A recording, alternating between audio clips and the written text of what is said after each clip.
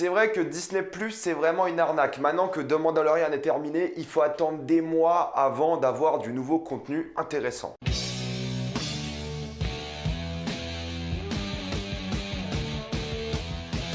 The Mandalorian. Comme d'habitude, ce qui est mieux indiqué dans le titre de la vidéo, il n'y aura pas de spoilers, comme vous êtes tranquille, après on va tout spoiler. The Mandalorian est l'histoire d'un chasseur de primes qui va se balader de planète en planète pour exercer sa profession, jusqu'à ce qu'il tombe sur une prime qui change vraiment sa vie. J'avais fait une vidéo sur l'épisode 1 de Mandalorian quand il était sorti en vous disant que pour voir la série en Europe, il faut aller aux États-Unis. J'ai aussi regardé la saison de cette manière-là, je suis allé aux États-Unis, clin d'œil, clin d'œil. J'avais dit dans ma vidéo que c'était vraiment prometteur, que ça pouvait être vraiment sympa, et maintenant on est en regardé la saison 1 aujourd'hui parce que j'aime pas du tout le système de regarder un épisode par semaine. Là, j'ai tout binge-watché, je me suis tout maté et c'est vrai que ça reste prometteur. Dans le sens où la saison 1 n'a pas raconté grand-chose, c'est vraiment poser l'échiquier et mettre toutes les pièces en place pour la saison 2. Il y a une sorte d'histoire fil rouge avec des événements à droite à gauche qui font répercussion à d'anciens épisodes, qui font un peu avancer l'histoire, mais il n'y a pas vraiment d'intrigue principale. C'est vraiment les aventures du Mandalorien qui se balade de planète en planète avec bébé Yoda et puis c'est tout. L'intrigue avance réellement à l'épisode 1 et à l'épisode 7 et 8, c'est là que vraiment l'histoire continue, même si tu rencontres des personnages qui vont réapparaître par la suite dans certains épisodes, même s'il y a certains éléments de certains épisodes qui sont importants pour la fin, oui d'accord, mais sinon c'est vraiment du filler,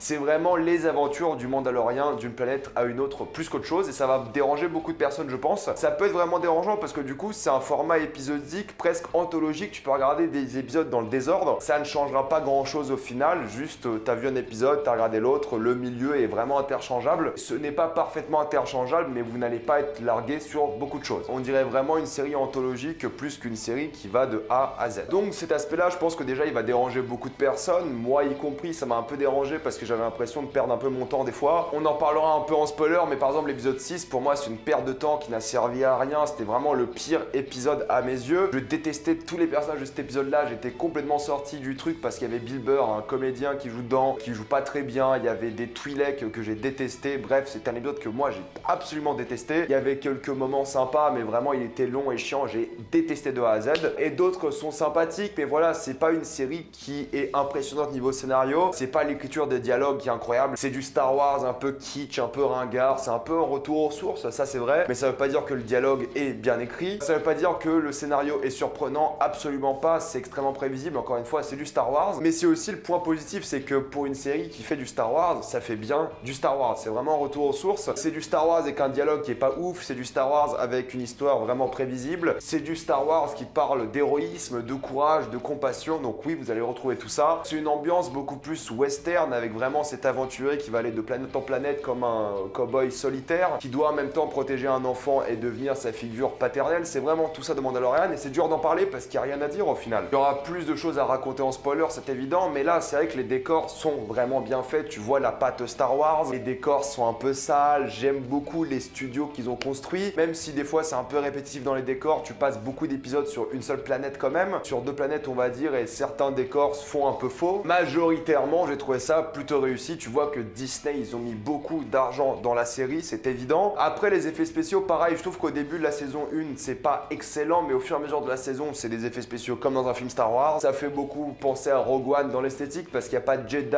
il n'y a pas, enfin mis à part bébé Yoda, il n'y a pas d'utilisateur de la force. Ça a fait cet aspect mercenaire, cet aspect rebelle, cet aspect Stormtrooper que j'aime beaucoup, avoir des personnages de l'Empire, avoir vraiment le design, bref, niveau décor, niveau effets spéciaux, niveau direction artistique, c'est du Star Wars. Et au fait, vu que ça se rapproche beaucoup de Rogue One visuellement, moi j'avais beaucoup adoré Rogue One de ce point de vue-là, du point de vue visuel. Du coup, c'est un vrai plaisir de revoir ces différents décors, ces différents costumes, ces différents personnages. Pas des personnages de Rogue One évidemment, mais qui ressemblent à des personnages de Rogue One. Entre la mercenaire, le Stormtrooper, le chasseur de primes, il y a vraiment de quoi faire. J'aime aussi beaucoup le générique de fin de chaque épisode parce que tu vois un peu les dessins pour l'épisode, tu vois un peu l'artwork et tu vois que les directions artistiques étaient assez soignées. Donc de ce niveau-là, il n'y a rien à dire. La musique aussi, j'aime beaucoup parce que ça fait pas vraiment Star Wars, ça fait plus western futuriste parce que la musique de Star Wars ça a toujours été assez médiéval au final, ça a toujours été très orchestral. Là, il y a des machines, là, t'as un son beaucoup plus science-fiction mélangé à des sons un peu plus western que j'aime beaucoup. Le thème du Mandalorian, je l'adore, c'est le mélange parfait entre science-fiction et western. D'un point de vue créatif, ils sont vraiment inspirés, ils ont des trucs que j'aime beaucoup, tu vois de nouvelles créatures, tu vois vraiment le mythe de Star Wars être développé. On te parle de l'Empire, on te parle de Mandalore, on te parle vraiment de l'univers étendu qu'ils essaient de développer. D'en apprendre un peu plus sur l'univers de Star Wars, de voir différentes choses, de voir des fermiers, de voir des gens qui raident des villages, de voir plein de choses différentes, c'est plutôt cool. Et du coup, d'avoir un mythe, d'avoir des créatures nouvelles, d'avoir plein de costumes différents, des aliens différents, ça crée vraiment une ambiance très Star Wars. T'as l'impression de voir un peu un nouvel espoir où t'as plein de créatures qui sont introduites pour la première fois dans une cantina, etc. C'est plutôt réussi. Après, le problème, c'est que t'as des épisodes que je trouve moi personnellement trop courts et d'autres beaucoup trop longs. Ça va d'épisodes de 27 minutes, 25 minutes à aller 45 minutes maximum. J'aurais apprécié avoir un format d'une heure et de 6 épisodes ou même de 5 épisodes plutôt que me taper genre 8 épisodes de 27 minutes à 37, 32, 42, bref, c'est un peu le bordel. Mais d'un autre côté, je me dis que si j'aurais maté cette série chaque semaine, je me serais vraiment fait chier et j'aurais été déçu à chaque épisode. Là, au moins, le fait de binge-watcher la série, j'ai regardé l'épisode 6, il m'a vraiment dégoûté, mais vu que j'ai enchaîné avec le 7, j'étais vraiment content de passer à autre chose. J'aurais vu le 6 semaine par semaine, j'aurais complètement arrêté la série, c'est évident, j'aurais dit ça sert à rien du tout. Là, au moins, je suis content parce que niveau rythme, ça permet de rattraper un peu quelques faiblesses. Vu que c'est une série Star Wars, vu que c'est un film Star Wars, il y a beaucoup de facilités scénaristiques, des fois les personnages ne se font pas toucher du tout par des ennemis, il y a des Deus Ex Machina, bébé Yoda, c'est bébé Deus Ex Machina Yoda, c'est incroyable, il sauve la situation à chaque fois, bref, il y a beaucoup de facilités scénaristiques, ça devient peut-être même gênant à certains moments, tu te demandes vraiment comment les personnages vont s'en sortir et c'est juste facile, c'est un peu dommage. Des fois il y a des scènes sympas, des sacrifices, des moments vraiment intelligents, des utilisations de certains nouveaux éléments, etc. Donc oui, des fois ça marche, mais la majorité du temps c'est facile. Il y a une scène qui m'a fait marrer, c'est qu'à un moment des personnages s'entraînent à tirer sur des casseroles et t'as l'impression que les casseroles résistent plus à des impacts de blaster que des armures. Autant faire une armure en casserole, ça aurait beaucoup mieux marché. Après, mise en scène, c'est vrai que c'est assez inégal parce qu'il y a beaucoup d'épisodes qui sont réalisés par Jon Favreau. Bon, Jon Favreau c'est un yes man, il a pas un sens de la mise en scène très développé, ça fonctionne, c'est bien, c'est correct, c'est lisible, il fait bien le taf, je dis pas, mais il y a aucune originalité dans la mise en scène. Il y a aussi Bryce Dallas Howard qui réalise un épisode qui est plutôt sympa, mais encore une fois niveau mise en scène, c'est ancré dans quelque chose que voudrait Jon Favreau. Là où il y a un peu plus de liberté niveau de la mise en scène, où ils ont mis un peu plus d'argent, c'est dans le dernier épisode qui est réalisé par Taika Waititi. Tu vois aussi qu'ils l'ont autorisé à faire des blagues parce qu'il a sûrement dû écrire une partie de l'épisode, parce que tu ressens un peu la patte Taika Waititi entre les dialogues des personnages, surtout au début de cet épisode, entre les discussions de deux Stormtroopers, mais c'est vrai que c'est l'épisode le mieux réussi niveau mise en scène, qui a le plus d'idées de mise en scène, qui est le plus beau à regarder, qui est le mieux écrit, qui a vraiment une patte propre, je trouve, tout en restant dans l'ambiance de la série. Bref, c'est l'épisode 8 qui est le mieux réussi, et c'est sûrement grâce à Taika Waititi. Après le reste, bon, ça reste correct, mais rien de très intéressant. C'est pas non plus banal comme toutes les séries qu'on peut voir, mais pour une série Star Wars, on serait attendu à un peu plus de mise en scène à mes yeux. Après, le vrai problème que j'ai avec la série, c'est que c'est vrai que les personnages n'évoluent pas du tout. Mis à part le personnage de Pedro Pascal, le Mandalorien, il n'y a pas vraiment des personnages qui grandissent, qui changent. Les copains un peu du Mandalorien, bon, ils évoluent un petit peu, mais sans plus. J'espère vraiment qu'on pourra plus s'attacher à quelqu'un d'autre que le Mandalorien et bébé Yoda dans la saison 2, parce que là, ça manque vraiment d'évolution, ça manque vraiment de personnages. Le fait d'avoir un Mandalorien qui se bat de planète en planète, bah, ça rend la série assez solitaire niveau personnage, et tu te retrouves avec pas beaucoup de personnes. Pour conclure, et avant de passer un peu en spoiler de Mandalorian, j'ai trouvé ça sympathique, c'est une série ok. On aimerait qu'il se passe beaucoup plus de choses à l'intérieur, c'est évident. Les épisodes 7 et 8 sont vraiment les meilleurs, avec le 8 étant à mes yeux de loin le meilleur. Ça prend son temps, c'est sympa, ça change des films qui sont sortis récemment, ça explose pas dans tous les sens, c'est cool, mais ça n'évolue pas réellement, ça parle pas de grand chose, il n'y a pas vraiment beaucoup de thématiques, mis à part cette thématique paternelle. C'est sympathique, je la conseille pour les fans de Star Wars, mais les autres, vous allez peut-être vous faire chier, peut-être trouver ça un peu trop. Enfin bref, pour bébé Yoda, si vous aimez le personnage, je suppose que la série vaut le détour. C'est pour ces gens-là que je recommande la série. Avant de passer en spoiler, pensez à vous abonner à la chaîne pour plus de vidéos. Mettez un j'aime et partagez cette vidéo, ça aide beaucoup la chaîne. Si vous aimez la chaîne, pensez à aller sur le lien Utip en faisant un don ou en regardant publicité, ça me fait un peu d'argent. Suivez-moi sur Instagram pour des critiques exclusives, suivez-moi sur Twitter pour toutes les news et on spoil.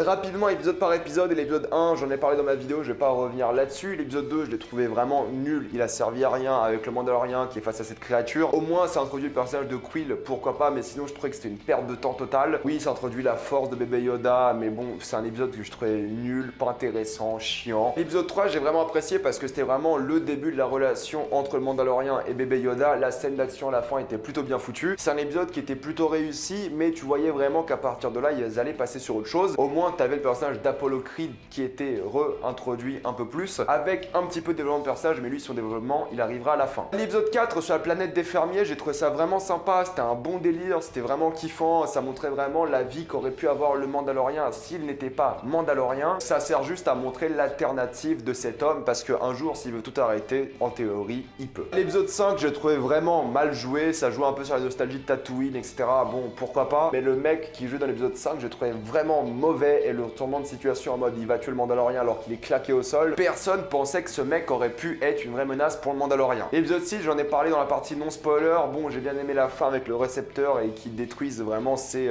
chasseurs de primes qui auraient voulu le tuer plus tard. Ça clôt au moins cette intrigue, mais j'ai trouvé chiant, mal foutu. J'ai bien aimé de voir le Mandalorien en mode chasseur, mais sinon j'ai trouvé ça extrêmement détestable. Je me suis fait chier, j'ai trouvé ça inutile, c'est du filler insupportable. Encore ils auraient laissé les ennemis du Mandalorien à la fin en vie, ça aurait servi à quelque chose, mais là vu qu'ils ont conclu cette intrigue, ça sert pas à grand chose. Peut-être il y a le vieux qui a survécu, mais j'ai détesté cet épisode. C'est que l'épisode 7, au moins t'as les enjeux qui sont remis dans la saison, tu comprends un peu ce qui va se passer, tu sais où ça va aller et c'est plutôt cool. Je comprends pas pourquoi ils ont essayé de buter des monstres géants et ils ont pas réussi alors qu'ils sont à côté et géants, alors que d'habitude ils tirent très bien. Tu comprends pas, fallait juste une excuse pour avoir Apollo Creed blessé et bébé Yoda qui le soigne, mais j'ai pas compris, ça faisait un peu facilité scénaristique encore une fois. Mais ça montre bien les enjeux, ça propose un finale vraiment excitant par la suite parce que la fin est intéressante et ça introduit une nouvelle menace dans le personnage de Giancarlo Esposito qui est dans toutes les séries maintenant, j'ai l'impression. J'aime bien le personnage de Shock Trooper parce que tu vois qu'il a un peu un passé. J'aimerais que ce soit un peu plus développé par la suite, mais j'aime bien la même relation qu'il a avec le Mandalorien, je trouve ça plutôt cool. À quel point il rigole, à quel point il s'amuse, je trouve que ça marche plutôt bien. Mais tu vois Apollo Creed, désolé je vais l'appeler Apollo Creed toute la critique, mis à part changer d'avis parce que bébé Yoda l'a soigné,